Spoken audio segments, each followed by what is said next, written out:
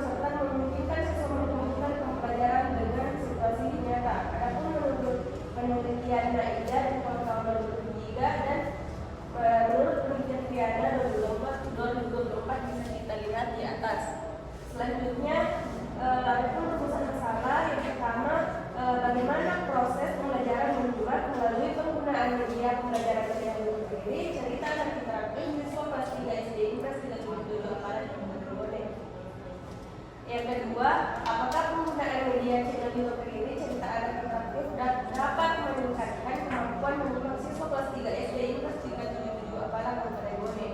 Nah, kemudian adapun tujuan penelitian saya yang pertama mendeskripsikan proses penggunaan media pembelajaran channel YouTube sendiri cerita anak interaktif siswa kelas 3 SD Inggris 377 Apalah Kabupaten Bone. Yang kedua, mendeskripsikan peningkatan hasil belajar menyimak siswa kelas 3 SD Inggris 377 Apalah Kabupaten Bone setelah penggunaan media channel YouTube ini cerita anak interaktif. Nah, kemudian manfaat penelitian. Adapun manfaat teoritis, hasil penelitian ini dapat menambah wawasan dan pengetahuan guru tentang media pembelajaran mendidik sendiri, cerita anak interaktif dalam pembelajaran mendidik SD. Nah, adapun manfaat praktis, yang pertama memperbaiki proses pembelajaran menyimak melalui pemanfaatan media channel sendiri, cerita anak interaktif sebagai sumber cerita audiovisual yang menarik dan interaktif. Yang kedua, meningkatkan kemampuan menyimak di kelas 3 SD melalui pemanfaatan media channel YouTube cerita anak interaktif. Dan kemudian yang ketiga, menghasilkan artikel publikasi nasional yang dapat diakses oleh guru dan peneliti selanjutnya. Selanjutnya, kedua, tinjauan pustaka karena pintar dan hipotesis. Adapun tinjauan pustaka yang pertama adalah media pembelajaran. Ada media pembelajaran, kemudian YouTube sebagai media pembelajaran, kemudian manfaat media channel YouTube dalam pembelajaran, kemudian media channel YouTube cerita anak interaktif, kemudian cara penggunaan media channel YouTube cerita anak interaktif. Kemudian yang kedua, kemampuan menyimak. Yang pertama, penelitian menyimak, kemudian tujuan menyimak, kemudian aspek-aspek menyimak, ada jenis menyimak, tahap menyimak, indikator kemampuan menyimak, dan faktor yang mempengaruhi kemampuan menyimak.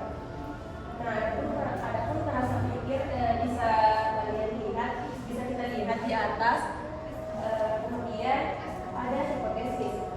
Hipotesis berdasarkan hasil tinjauan pustaka dan terasa pikir, maka hipotesis dalam penelitian ini adalah jika media pembelajaran channel sendiri cerita anak interaktif digunakan, maka kemampuan menyimak siswa kelas 3 SD Inggris 377 Apalah Kabupaten Bone akan meningkat. Kemudian metode penelitian, ada pendekatan dan jenis penelitian, kemudian daya sains penelitian, kemudian subjek dan setting penelitian, kemudian metode penelitian, teknik pengolahan data, teknik analisis data, kemudian penggunaan penelitian. Pendekatan dan jenis penelitian, kemudian ini menggunakan pendekatan kualitatif deskriptif. Jenis penelitian yang saya gunakan adalah penelitian tindakan kelas atau BTK. Kemudian desain penelitian.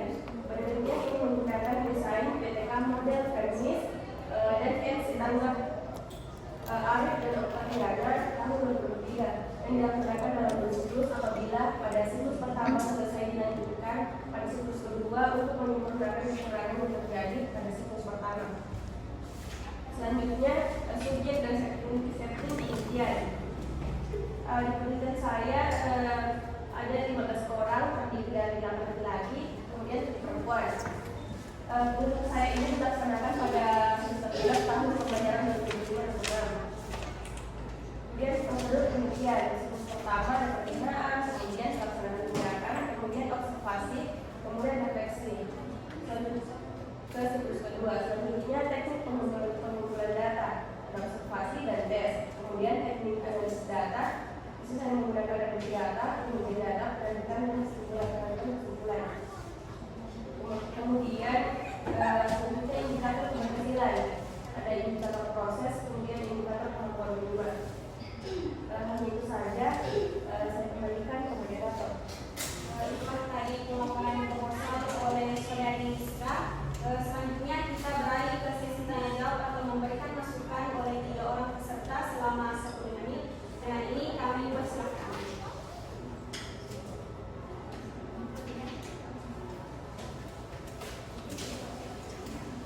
Baik, kepada saudari Rizka saya persilakan.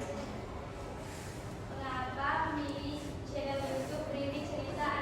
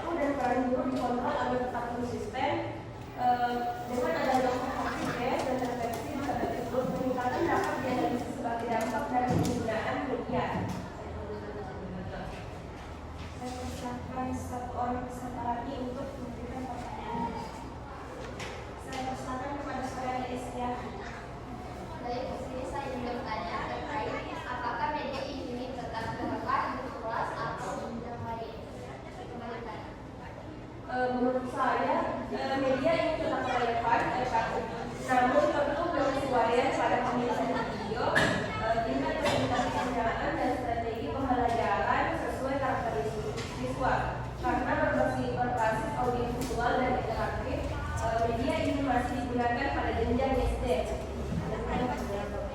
Itulah tadi sesi tanya jawab dari 3 orang peserta. Kami ucapkan terima kasih. Selanjutnya kita beralih ke sesi tanggapan oleh penanggap 1, Ibu Fitriani, selama maksimal 15 menit. Dengan ini kami persilakan. Baik, terima kasih moderator atas kesempatan yang telah diberikan. Saudara Rizka, di sini saya akan bertanya pada bagian pertama, yaitu pada bagian latar belakang. Nah, tadi Anda mengatakan telah menjelaskan 3 penelitian terdahulu.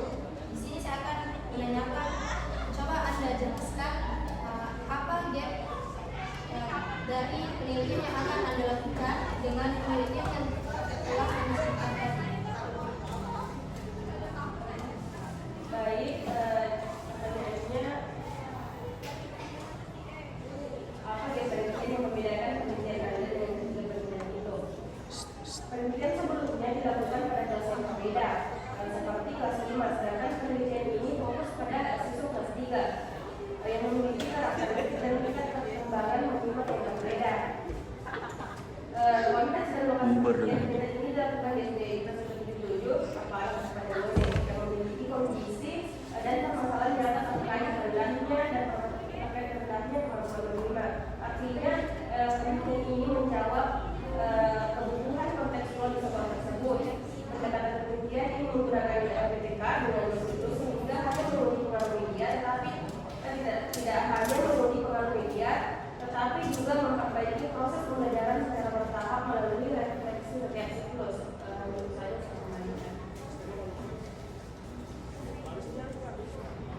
Itulah tadi tanggapan serta masukan dari penanggap 1. Kami ucapkan terima kasih. Selanjutnya kita beralih ke sesi tanggapan oleh penanggap 2, Bapak Syahreza, selama maksimal 15 menit. Dengan ini kami persilakan.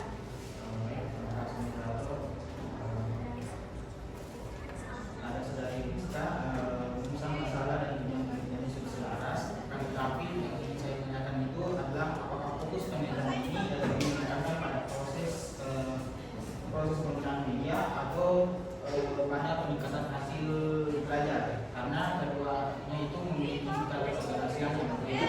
Kemudian itu bagaimana jika terdapat kendala jaringan ketika memutar video YouTube kelas. baik, yang pertama, apakah fokus penelitian pada proses peningkatan belajar? Fokus penelitian ini mencakup keduanya, namun penekanan utamanya adalah pada peningkatan hasil belajar kemampuan menerima. Proses penggunaan media menjadi bagian penting karena berfungsi sebagai tindakan dalam PPK ini. Indikator proses digunakan untuk memastikan tindakan berjalan dengan baik, sedangkan indikator hasil digunakan untuk mengukur peningkatan kemampuan menerima siswa. Dan ada pertanyaan kedua, bagaimana jika terdapat kendala jaringan atau internet saat penggunaan YouTube jelas? Untuk mengantisipasi kendala jaringan, peneliti dapat mengunduh video terlebih dahulu sebelum pembelajaran sehingga tidak bergantung pada koneksi internet. Saat proses berlangsung, dengan demikian penggunaan media tetap dapat berjalan efektif tanpa hambatan. Teknis. Itulah tadi tanggapan serta masukan dari penanggap 2. Kami ucapkan banyak terima kasih. Selanjutnya kita beralih ke sesi tanggapan oleh Ketua Ujian Ibu Andika Media selama maksimal 15 menit. Dengan ini kami persilakan. Ini saya hanya tertarik mengenai penelitian yang saudari ambil, di mana saudari mengambil mengenai media visual, di mana media visual itu memang relevan dengan peserta didik, terutama untuk siswa terakhir. Itulah tadi tanggapan serta masukan dari